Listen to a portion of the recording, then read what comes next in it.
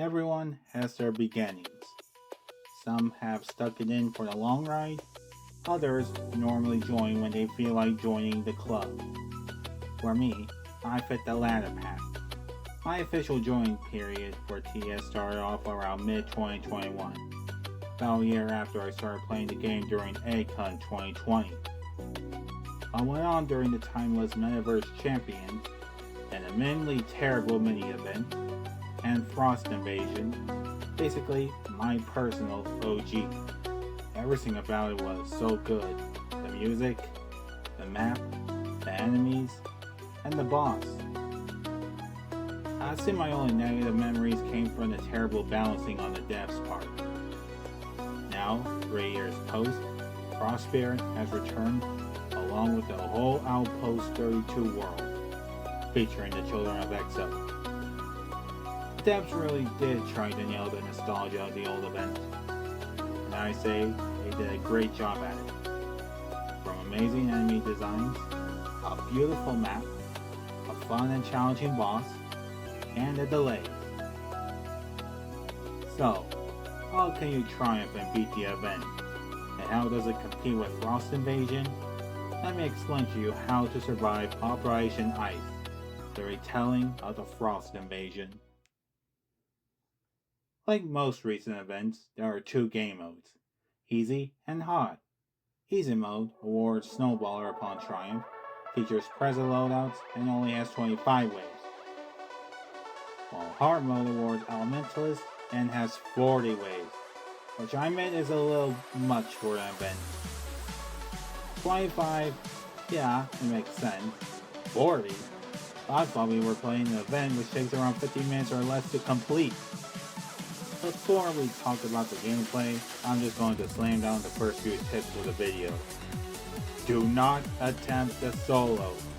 While it is an option and there is proof that it is possible, that's only on easy mode. And even if you do attempt it in that specific mode, you'll just struggle from what comes next. Be wary of farms. I didn't even want to make this tip until I saw a noob use them in the event.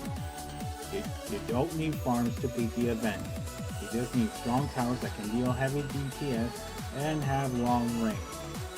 And even if farms do provide company, which I learned can happen, you still wasted a tower slot for something more important. What is a good loadout? While easy mode allows you to pick a preset loadout, it's still up to you on what to bring in for hard mode. Ranger is a great tower to bring, for example, because it not only deals heavy damage, it also has a massive range to keep an eye on the boss. Other strong options include Commander, DJ, Pursuit, Electro, Excel, Pyro, Mercenary Base, and Crook Boss. If your loadout consists of most of the list, then hard mode shouldn't be too much of a problem. Could be even better if two players brought DJ. In fact, since Scowling Gun isn't banned this time, you could use it during the event. Ready, set, go. Frost Invasion's Outpost 32 was a snowy landscape area with a small base at the end. Outpost 32 this time is a large snowy landscape area with a large facility that you have to defend. The story starts. Our team has entered Outpost 32 after the Please Donate fiasco, where scouts stole some robots and probably crippled their economy. Meanwhile, a research team, led by Professor V, gets ambushed by a shirtless Sential Ramiel of the Children of Exile. Mainly because some idiot, probably Commander, decided to hire him as a jam. He then proceeds to corrupt the portal and unleash the Frost Realm, and that's where our journey begins. Actually, let me cut the event's gimmicks real quick. As you progress, the siege engine sync will show up, which makes enemies spawn slightly closer to the base. Moving completely to the facility's entrance, whether through layer layers or the barriers being destroyed. At the same time, the area will be purged by airstrikes that destroy a section and freeze towers caught in their range of sight. That's why you need to sell towers in that area before they freeze, since you do get a heavy refund by doing so. But let me be blunt. You do not need to defend the front area. You can just repair the fences in the back and allow the sieges to make their way to the gates, because eventually they will get to the front, leading to a big waste of money. Was this intended on the devs' part?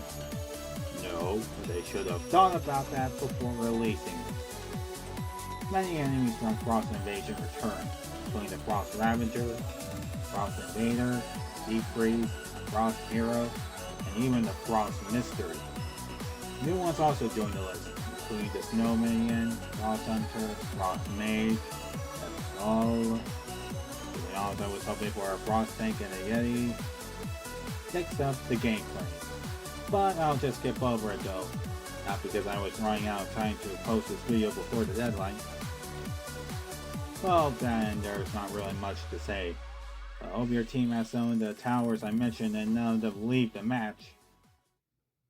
Then, after a long game and very nauseating smug comments from Dispatcher and V, are they always this prick as a cactus? A new cutscene plays. This time, it's two of the other children of EXO waking up the final boss. Who are they? I don't know. I'll just refer to the Max one as Bones and the Pale Man as Captain Dread. Final boss wakes up and heads for our facility, spawning with 1,000,000 HP, and is no longer the same Frost Spirit I knew from the past. It can freeze towers, no matter who. It can leap into a different path, even with an unlucky chance of it landing in front of the exit. It can summon crystals to heal itself, and it can cause massive lag, which can crash users without warning. TDS should really try optimizing their game better. But depending on how strong your team is, and how lucky you get with the Frost Spirit's jumping ability, you can triumph in the end and win the Elementalist, a better event tower than easy mode's trash prop. And then Sentinel Ram will retreat, possibly reuniting with his other friends, and working on the next plane. Probably involving ducks, I don't know. And there's also Molten Monster, aka Experiment 32, the previously planned Monster Hunter team making a ground appearance for once.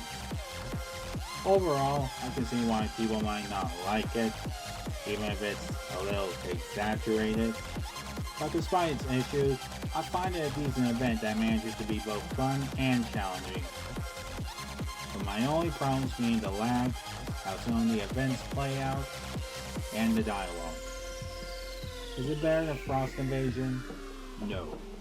But I am impressed by what they gave us in the end, and hopefully we get to face off against Frost Spirit again in the future.